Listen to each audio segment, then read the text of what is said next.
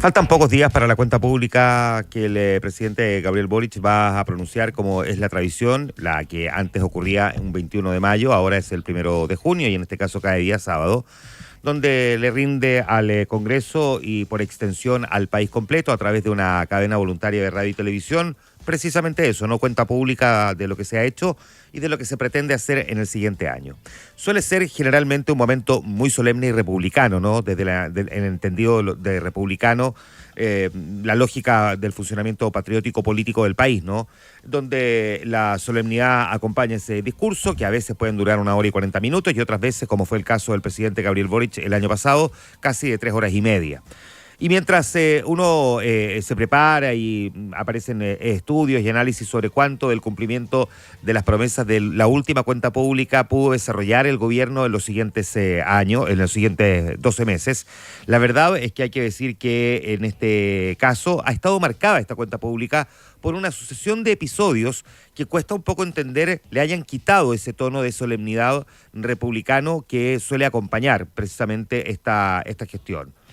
Primero, vimos la instalación de un debate en torno al crédito con aval del Estado, que nadie entiende cómo formó parte de una discusión que parecía un tanto ya superada, ¿no? No existen los recursos para una condonación universal y sin embargo hay presiones por parte de algunos sectores del Frente Amplio de que esto se concrete, que la promesa de campaña del candidato Boric se materialice cuando es evidente que esos recursos ya no están y por lo tanto qué es lo que podría llegar a anunciar el gobierno. Ya sabemos que muy probablemente y tal cual como se haya especulado, lo que podría llegar a ocurrir aquí es que se anuncie un nuevo sistema de financiamiento para la educación superior y haya algún tipo de condonación que sea muy acotada, ¿no? Pero hay, insisto, una presión por parte de sectores de Apruebo Dignidad o algunos de sus representantes para que el presidente dé un cumplimiento cabal a esa promesa de campaña. Después de esa discusión, nos encontramos con una minuta que se filtró desde la propia Moneda en la que se definían los lineamientos que debían utilizar ministros y autoridades del oficialismo para referirse a este último año de gobierno y en el que se cuestionaba bien severamente a la oposición, acusándola en la práctica de ser obstruccionista, habiendo presentado 5 acusaciones constitucionales fallidas, a pesar de que 4 de esos 5 ministros igual terminaron siendo sacados del gabinete, o que se habían retirado de algunas mesas de conversaciones, o que no lograban avanzar lo suficiente en algunas materias, como por ejemplo reforma tributaria y también reforma al sistema de pensiones. Y uno dice, salir a torear, dicho así en castellano, ¿no? A la oposición antes de la previa, o en la previa, antes de la cuenta pública, no sé si es una estrategia para que luego, si es que la oposición, como muy probablemente va a ocurrir, no importa lo que el presidente diga, cuestione el discurso del mandatario, se justifique que en realidad, bueno, sabíamos, ¿no? Esta es una oposición que se opone a prácticamente todo y por lo tanto se preparó el escenario frente a esa respuesta. Estrategia comunicacional o no, pero la verdad es que también aparece como, digamos, poco solemne el que nos hayamos estado preparando para esa cuenta pública con una minuta que, cuando digo se filtró, no es que alguien le robó una caja fuerte de la Moneda, sino que desde la Moneda le hicieron llegar a distintos, digamos, lugares, chats de periodistas, en fin, como para también generar ese clima. Tercero, nos encontramos con un anuncio del gobierno en el día de ayer, probablemente bien sorpresivo, de la firma de un extenso acuerdo con la CUT, que, entre otras cosas, generan un compromiso para un proyecto que pueda impulsar la negociación ramal, además de subsidios y transferencias económicas. Lo voy a explicar en un momento más, pero básicamente es un acuerdo que formula el gobierno con la Central Unitaria de Trabajadores, lo que por supuesto está sorprendiendo porque obviamente que obliga a las entidades que representan al mundo empresarial y seguramente para muchos por extensión van a encontrar una defensa por parte de la oposición de derecha a la postura que asuman los empresarios frente a este anuncio que, si bien no es del todo sorpresivo porque había un compromiso en la primera cuenta pública del presidente, habrá que ser justo en esto, la verdad es que lo instale días previos a la cuenta pública del día sábado, también suena como una estrategia. Cuarto, aparece el presidente del partido de Gabriel Boric, Convergencia Social, el diputado Diego Ibáñez, planteando que a estas alturas se ha formado la convicción de que hay una especie de ideología que es el antigabrielismo. me he ido convenciendo que han inaugurado una nueva especie de ideología, que es el antigabrielismo. Todo lo que propone el presidente lo votan en contra, independiente de que eso beneficie a la ciudadanía. Déjeme detenerme aquí un segundo, porque me parece que es relevante para efectos de la descripción política del momento. ¿Es probable que haya un antigabrielismo? Es probable. Usted que nos va escuchando y que no le simpatiza el presidente, ¿podría usted describirse como un antigabrielista? Que la verdad es que a esta altura le incomoda todo, el presidente sube una foto a Instagram y como que lo pela y como que lo comenta con sus amigos y no le gusta el tono. Digamos las cosas como son, hay un segmento que le pasa eso con el presidente, si es un hecho de la causa. ¿Cuántos serán? ¿4 pelagatos o un porcentaje mucho más amplio de la ciudadanía? Bueno, la verdad es que no hay estadísticas al respecto, pero que puede haber un antigabrielismo, evidentemente lo puede haber. ¿Había un antipiñerismo en la izquierda? Oye, claro que había un antipiñerismo en la izquierda también, pues.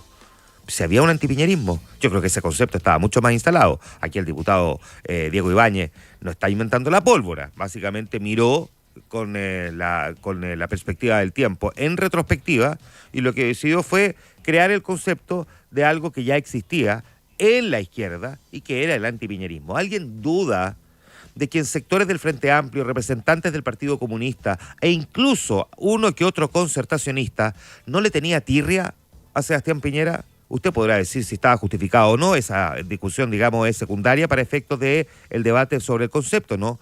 Pero que había gente que ya al final le cargaba todo si el presidente Piñera decía un chiste, lo funaban en redes sociales o lo cuestionaban, cualquier anuncio se lo criticaban, que no le creían cuando decía tal o cual cosa. Había un antipiñerismo, oye, pero es que claro que había un antipiñerismo. También podemos discutir si era amplio o no, tal cual como el de Gabriel Boric, y si hay un antigabrielismo.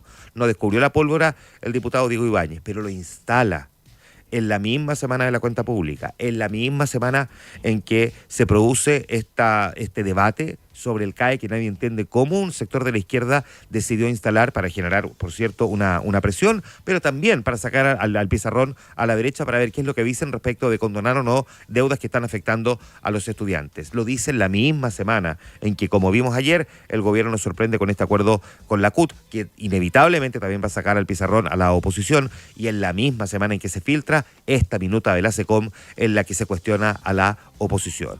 Ahora, déjeme agregarle un último elemento a este debate para concluir este análisis editorial. En esa misma minuta que se filtró hace 2 días, se dice que el concepto que hay que transmitir es que el gobierno del presidente Boric logró estabilizar el país. O sea, eso es lo que se quiere transmitir. Habiendo materializado la tarea de estabilizar el país, avanzando, cumpliendo con los compromisos adquiridos por el gobierno, a pesar de la permanente obstrucción de la oposición. Detengámonos también un segundo en esto.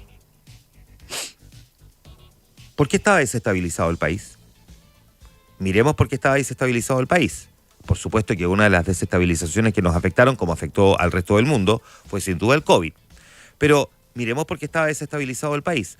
El país empezó a vivir momentos de profunda desestabilización, no para el estallido social, sino que con anterioridad. Por cierto que había hace mucho rato, desde el 2000, además dicho por organismos internacionales, un largo listado de temas sobre los cuales la ciudadanía venía reclamando respuesta por parte de las instituciones y las autoridades políticas y que no encontraban eco esas mismas respuestas y que esto podía ser caldo de cultivo para movilizaciones masivas. No sería correcto hacer un análisis sin reconocer que en Chile hay un largo listado de temas que no han sido solucionados y que deberían ser respondidos por parte de los políticos. Pueden ser más rápido, más lento, pero que debiesen ser respondidos por los políticos y que va generando frustración. Y la frustración va generando, por supuesto, expresiones ciudadanas que se materializan en las calles. Ese cúmulo de frustraciones, de demandas no satisfechas, de promesas incumplidas, por supuesto que tienen un componente importante respecto del estallido social. Pero quiero recordar que el estallido social tuvo momentos previos que estuvieron marcados por el famoso aumento, el alza en 30 pesos en el transporte público, que provocó que estudiantes fundamentalmente, y algunos que se hacían pasar por estudiantes, pero que en su vida habían estudiado algo, se empezaron a saltar los torniquetes del metro. Después se empezaron a destruir los torniquetes del metro y después se empezaron a vandalizar las estaciones del metro hasta que las terminaron quemando el 19 de octubre. el origen del estallido social. Si usted mira en retrospectiva, ¿cuánta condena hubo desde sectores de apruebo dignidad a lo que estaba ocurriendo con las estaciones del metro? Ninguna. Por el contrario, hubo declaraciones de quienes celebraban el desafío de los estudiantes de saltarse los torniquetes, o que cuando los estaban destruyendo o vandalizando las estaciones no había ninguna afirmación de condena. Vino posteriormente el estallido social y tampoco escuchamos categóricas condenas respecto de los actos de violencia. No las hubo, por más que algunos intenten disfrazar la realidad de otra manera, pero es que permítanme una vez más hablar la verdad sin disfrazar la realidad. Como dice la canción de Miriam Hernández, es que es real. Aquí hubo muchos dirigentes de izquierda que no quisieron condenar la violencia y que cuando uno les preguntaba te respondían es que es violento también los niveles de desigualdad que hay en Chile o frases por el estilo. Esto siguió avanzando, por cierto, y derivó en que se instaló la convicción política más que ciudadana, pero luego de la convicción política, por cierto, que se consiguió la convicción ciudadana de que había que tener una nueva constitución. Y se implementó de la peor manera posible. O sea, de la mejor manera, preguntándole a la gente, plebiscito. De la peor manera, cómo levantamos las listas de independientes que facilitaron que un grupo de personas llegaran a instalarse en la Convención Constitucional, proponiendo el mamarracho que finalmente propusieron, porque terminó siendo un mamarracho. A estas alturas, por supuesto, si alguien se siente ofendido porque lo encontraba estupendo, déjeme decirle que era un mamarracho que dividía al país de una manera tal en que después recomponerlo iba a ser prácticamente imposible, que tenía distintos sistemas de justicia, que además eliminaba la categoría de poder judicial, que le daba mucho más poder a la Cámara de Diputados, que prácticamente eliminaba el Senado y lo convertía en una Cámara simbólica. Bueno, en fin, tenía un montón de componentes que lo llevaron a que la gente, que al final del día, y de hecho al principio del día, desde que se levanta hasta que se acuesta, es bastante más sensata, lo rechazara. Tuvimos un segundo proceso, terminó fracasando, gran culpa la tuvo la derecha también en ese proceso, pero esa desestabilización que nos acompañó, por cierto, y que y generó frenazo económico, una gran duda de inversionistas que no sabían realmente a qué país iban a invertir, porque no sabían cuáles iban a ser las reglas del juego. Estábamos discutiendo un proceso constitucional que duró 4 años. 4 años. Y además, en medio de eso, la pandemia. Y quisiera recordar que los problemas económicos, entre los cuales, por cierto, está la muy alta inflación, que hoy el gobierno celebra tener controlada, se produjo a partir de los retiros de los fondos de pensiones, apoyados también por sectores de izquierda, incluyendo los que hoy gobiernan. El gobierno del presidente Boric logró estabilizar al país. Uno puede mirar el presente y proyectar el futuro, pero cuando uno no mira el pasado, si uno no sabe de dónde viene, no tiene claro para dónde va. Y cuando uno no sabe para dónde va, cuando llega está perdido. Decir que el gobierno logró estabilizar el país podría ser una frase cierta, pero si es cierta, es tan cierta como que quienes hoy día están gobernando y lograron estabilizar el país fueron parte también de quienes lo desestabilizaron. Y eso creo que tiene que ser también parte de la reflexión que estamos haciendo por estas horas.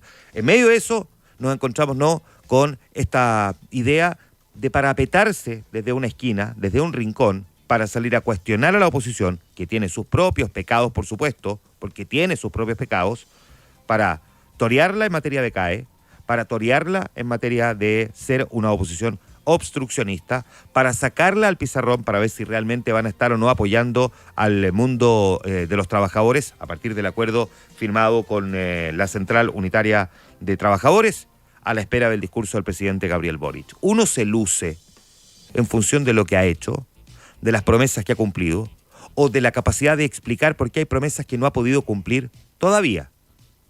No sirve, porque no sirve el tratar de lucirse simplemente cuestionando al del frente. Escucha la Editorial Infinita en vivo de lunes a viernes. Te esperamos en la 100.1 FM e infinita.cl.